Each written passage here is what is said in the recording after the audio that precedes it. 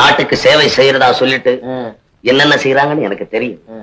நேரா போட்டோக்காரனை கூட்டிக்குவாங்க, பத்திரிகை ஆசிரியர் ஒருத்தனை கூட்டிக்குவாங்க.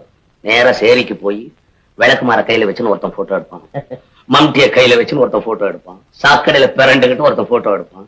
இந்த போட்டோ எல்லாம் கொண்டாந்து பங்களாவிலே உள்ளேயும் வெளியும் மாட்டி வச்சுக்கிட்டு பத்திரிக்காரனை விட்டு எழுத சொல்லுவான்.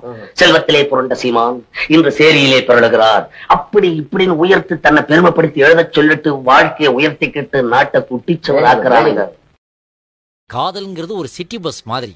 அது ஒண்ணு போனா இன்னொன்னு வரும், அதுவும் போச்சுன்னா அடுத்தது வரும், அதுவும் இல்லையா ஆட்டோ, அதுவும் கிடைக்கலையா ஒரு மண்ணு லாரி பிடிச்சாது போற இடத்துக்கு போய்கிட்டே இருக்கணும்டா. அப்ப என்ன ஆத்தா என்ன பணம் தான் பெருசு, அடி எப்பவுமே பாசத்துக்கு இதுதான் பரிசு. உண்டான போது சொந்த பந்தம் எல்லாம் ஒட்டிக்கொள்ளும் பேசாமதா, இல்லாத போது பெற்ற புள்ள கூட எட்டி செல்லும் பார்க்காமதா.